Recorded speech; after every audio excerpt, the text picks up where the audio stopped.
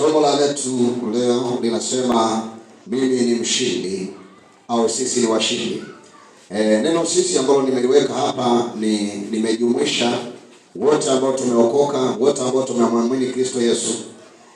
Tumepewa ushindi. Sisi ni washindi katikati ya ulimwengu tulionao. Yohana Mtakatifu sura ile ya 10 mstari wa 11 hadi wa 13, Biblia inasema mimi ndimi mchungaji mwema. Mchungaji mwema hutoa uhai wake kwa ajili ya kondoo. Mtu wa mshahara wala si mchungaji, ambaye kondoo si mali yake, umeona mbwa mwitu anakuja, akawaacha kondoo na kukimbia, na mbwa mwitu huwakamata na kuwatawanya. Yule hukimbia kwa sababu ni mtu wa mshahara, wala mambo ya kondoo si kitu kwake. Andiko hili ambalo nimesoma, nataka ujifunze na upate uelewa kuhusu wokovu na kuhusu ushindi ukiwa kwenye hii dunia. Haya ni maneno ambayo Yesu aliongea na wanafunzi waliomwamini wakati wana mashaka, wana hofu juu ya maisha yao, wanawaza namna watakavyoishi, wataishije kwenye hii dunia, watawezaje kuwa salama, wanajaribu kutafuta usalama wao. Yesu akajitokeza akasema nao, akasema wala msiwe na hofu kuhusu mimi, kwa sababu najua mimi ndiye niliwachagua, mimi ndiye niliwatoa kwenye familia zenu. Wakati huo mlikuwa mnateswa, wakati huo mlikuwa mnaonewa, nguvu za giza ziliwatesa, miungu iliwahangaisha sana, lakini maadamu mmeamua kunikubali mimi, msiwe na hofu tena. Mimi ni mchungaji mwema, si mchungaji wa mshahara. Alikuwa anaonyesha habari ya ulinzi juu ya maisha yetu sisi. Kabla hatujaokoka tulikuwa tuna ulinzi, tulikuwa tuna mchungaji. Maandiko yanasema tulifananishwa na kondoo walio nyikani ambao wamekosa mchungaji. Tulikuwa tumetawanyika, tulikuwa tuna ulinzi wowote ule kabla ya wokovu. Lakini baada ya kuokoka, Yesu hakutusamehe tu dhambi, bali aliachilia na ulinzi juu ya maisha yetu sisi. Ametukomboa, ametutoa katika mateso, lakini hajaishia tu huko, ameachilia ulinzi kwa kila muamini. Na ndio maana hapa anajaribu kuhakikishia wanafunzi ya kwamba mimi ni mchungaji, najua namna ya kuchunga, na sio kuchunga tu, ninawalinda. Najua mbele yenu yuko mbwa mwitu ambaye ana hasira kali juu ya maisha yenu. Mimi nimeamua kuingia gharama, nimeutoa uhai wangu kwa ajili yenu nyinyi, ili muwe salama. Nitakapomwona mbwa mwitu nitakabiliana naye, wala sitakimbia, wala sitawaacha wararue, bali nitakabiliana naye kuhakikisha nyinyi mnakuwa salama. Lakini huyo mchungaji wa mshahara atakapomwona mbwa mwitu atakimbia na atawaacha nyinyi ili mlaluliwe, mwaribiwe. Mimi siko hivyo. Mimi niko tayari kuingia kwenye gharama na mapambano kuhakikisha wewe unakuwa salama. Kwa hiyo sisi tunakuwa ni washindi kwa sababu yuko anayetushindia, yuko anayetupigania. Si tu kuokoka, ni ile hali ya kuwa ndani yake. Yeye anatulinda masaa yote. Ameamua kuingia gharama kuhakikisha wewe uliokoka hauangamizwi na hawa mbwa mwitu. Mbwa mwitu ni nani ambaye Yesu anaongelea? Mbwa mwitu anaoongelea hapa ni shetani. Mbwa mwitu ni wachawi, mbwa mwitu ni majini, mbwa mwitu ni magonjwa mabaya ya kila namna. Yesu anaita hayo ni mbwa mwitu. Kwa hiyo Yesu aliamua kuingia gharama, akautoa uhai wake kwa ajili ya ubaya wote ambao unaujua kwenye hii dunia, ili usikupate wewe.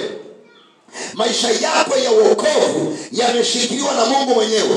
Uhai wako umeshikiliwa na Mungu mwenyewe. Kwa hiyo lazima uelewe, napoongelea habari ya ushindi, lazima ujue nimewezaje kuwa mshindi, nimewezaje kushinda, au nawezaje kushinda katika mazingira ambayo yako mbele yangu.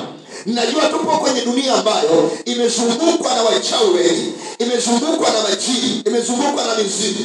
Na mizimu huwezi kukwepa, na wachawi huwezi kuwakwepa. Kokote unakoenda wachawi hapo. Lakini Yesu anatuhakikishia leo ya kwamba yeye ndiye mchungaji mwema.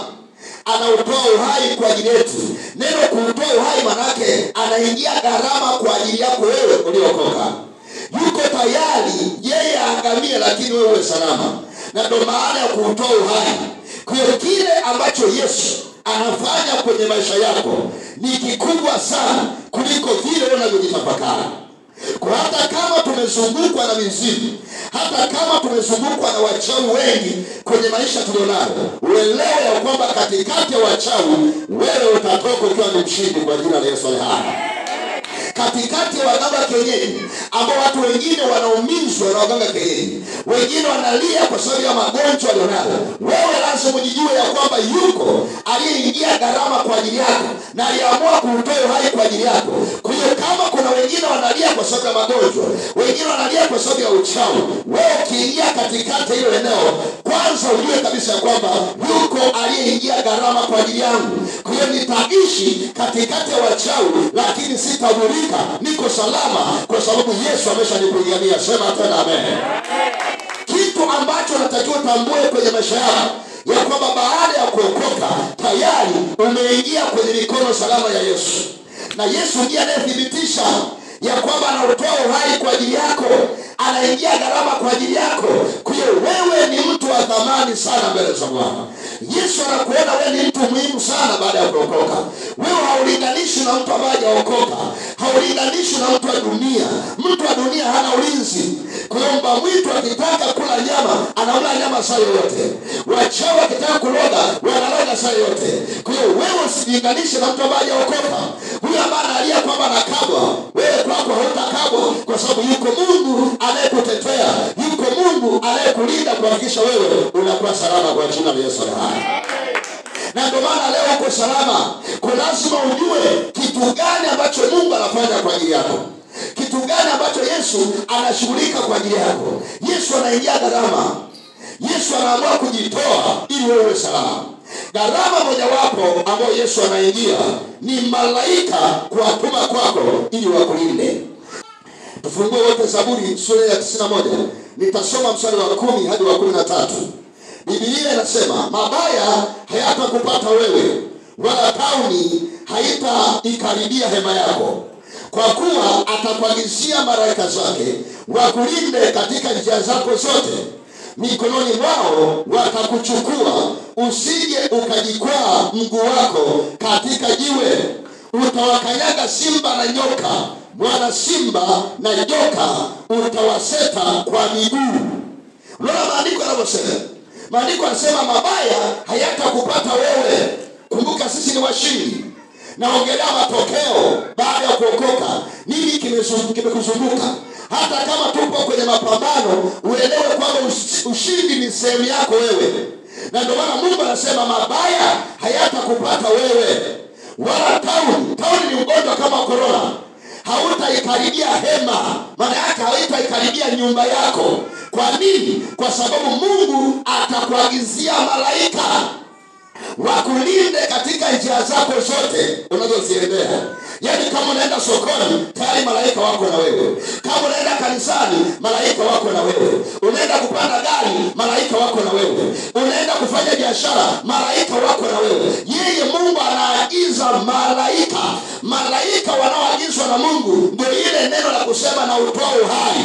Maana yake anaingia gharama kwa ajili yako wewe, ili kokote unakoenda Mungu akulinde na wachawi wasikufikie. Na mimi nakwambia leo, kokote utakapoenda wachawi hawataweza kukuroga kwa jina la Yesu.